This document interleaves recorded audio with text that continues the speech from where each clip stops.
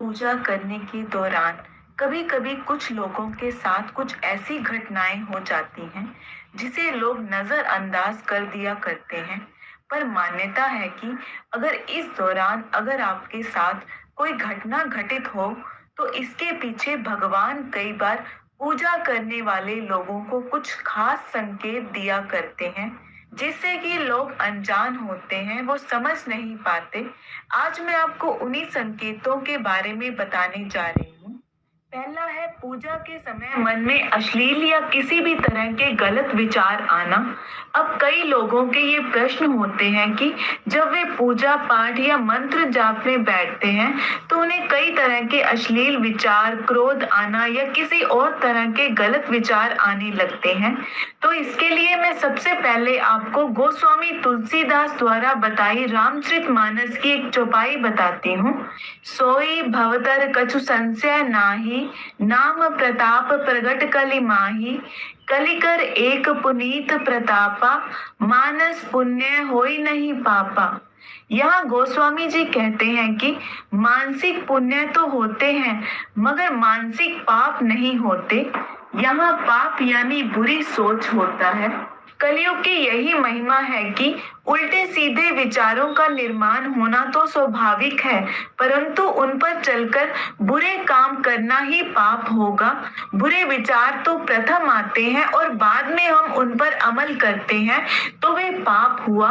केवल बुरे विचार मन में आना अपने आप में पाप नहीं है, इसे गोस्वामी जी ने भी स्पष्ट शब्दों में कह दिया है। अब पूजा के समय हम चाहते हैं कि ये विचार हमारे मन में ना आए, तो इसके लिए हमें ये देखना होगा कि ये गंदे विचार आते कहाँ से हैं, इसका जरिया क्या है।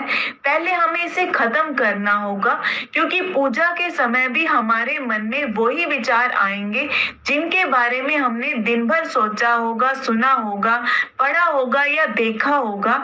इसलिए हम अपने जीवन में ऐसी चीजें अपनाएं जो हमारे अंदर जमा हुए इस कचरे को बाहर निकाले। अपने अंतर मन को पूरी तरह शुद्ध करना है तो नियमित रूप से शास्त्रों की बातें सुने, धार्मिक ग्रंथों को पढ़ें और पूजा पाठ के समय अगर ये विचार आ रहे हैं तो टेंशन मत लो, आपका शुद्धिकरण ही हो रहा है।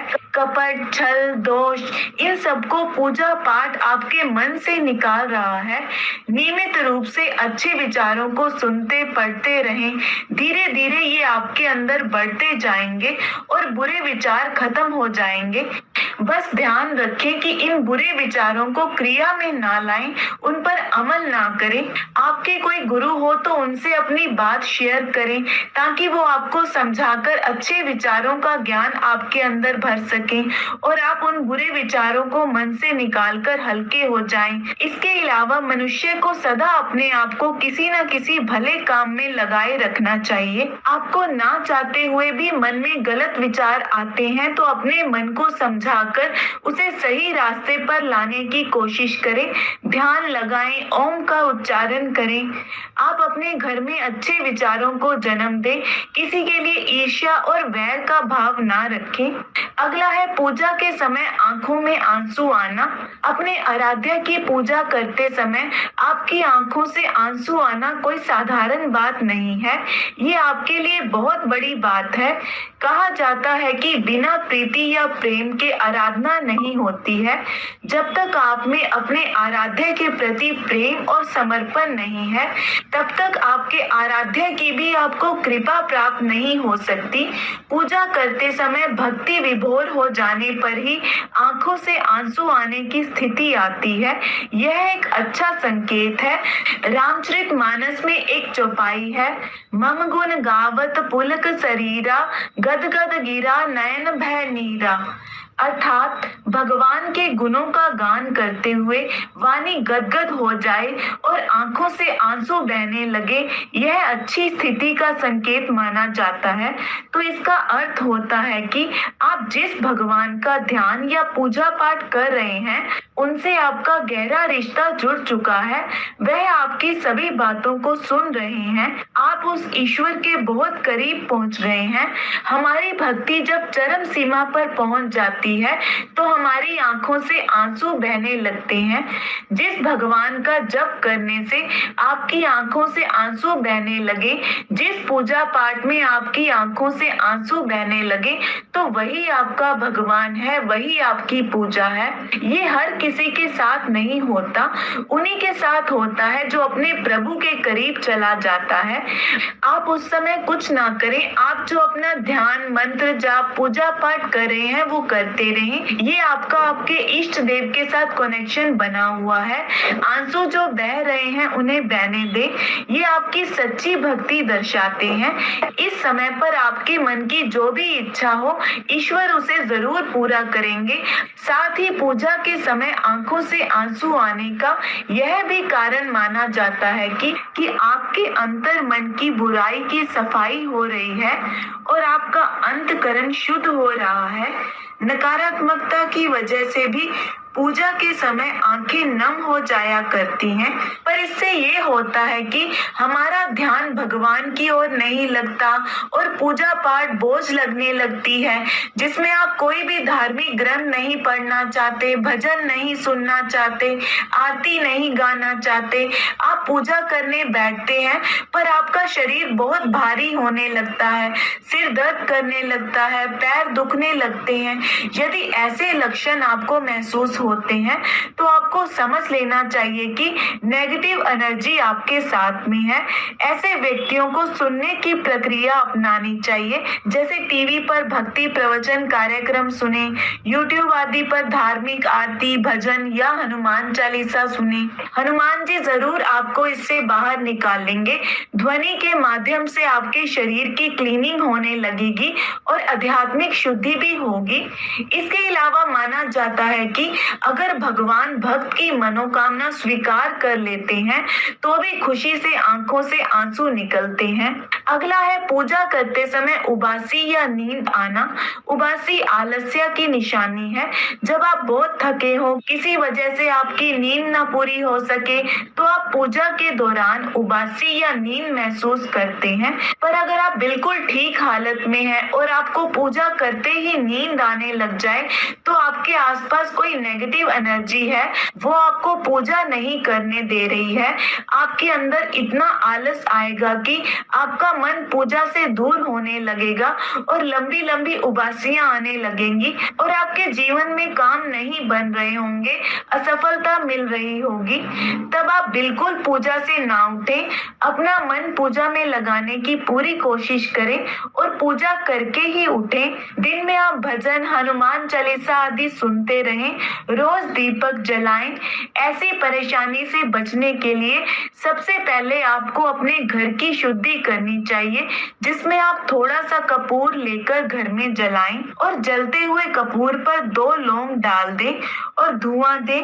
दिन में एक बार ये क्रिया जरूर करनी चाहिए, जिससे आपके घर की नेगेटिविटी दूर होने लगेगी और आपके आसपास सकारात्मक माहौल बनने लगेगा और आप में भी पॉजिटिविटी खुद से आने लगेगी। पूजा पाठ करने बैठे तो नहा धोकर साफ और धुले कपड़े पहने। ऐसा करने से आपके आसपास की नेगेटिव ऊर्जा दूर चली जाएगी।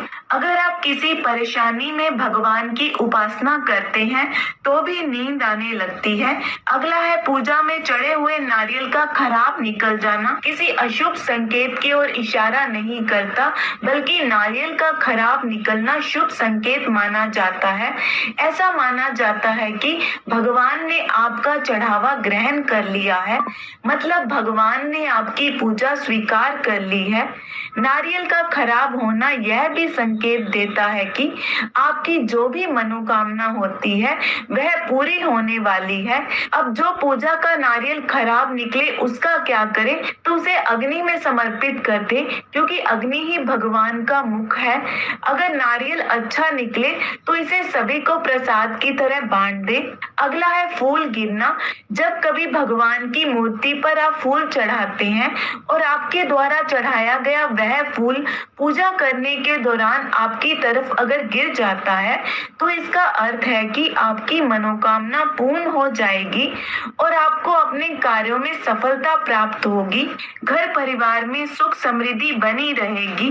देवी देवताओं की पूजा के समय यदि इस प्रकार से कोई फूल सीधे भक्त के ऊपर ही गिर जाए तो निश्चित ही यह उसके लिए बहुत ही शुभ रहता है। इस फूल को उठाकर अपने पर्स या तिजोरी वगैरह में रख लेना चाहिए।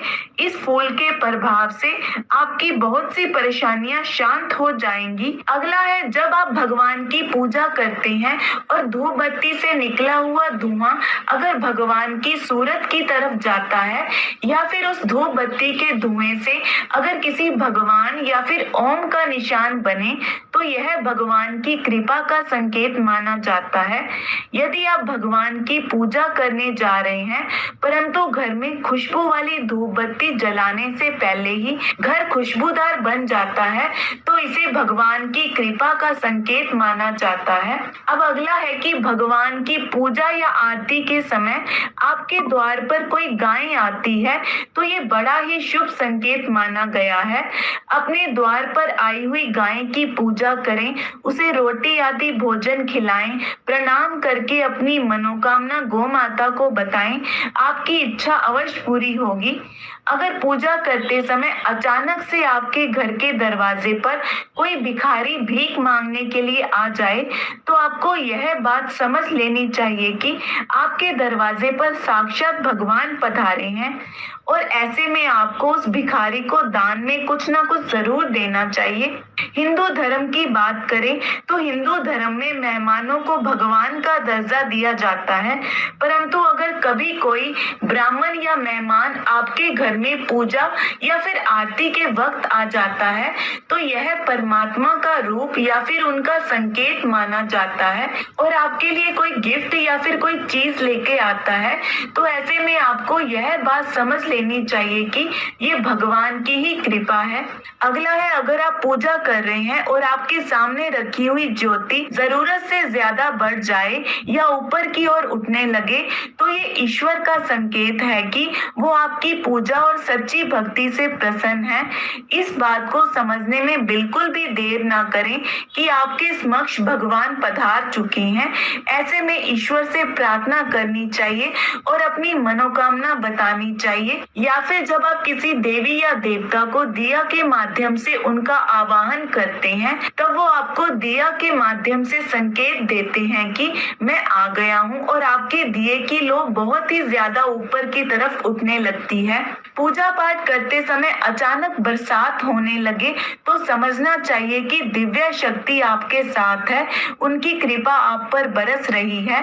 अगर आप अपने घर में हवन कार्य करते हैं तो हवन के दौरान ज्वाला ऊपर की ओर उठकर एक दिव्य आकृति को निर्मित करती है तो ऐसे में समझे कि भगवान आपके घर पधार चुके हैं, आपके किए हुए हवन को उन्होंने स्वीकार कर लिया है।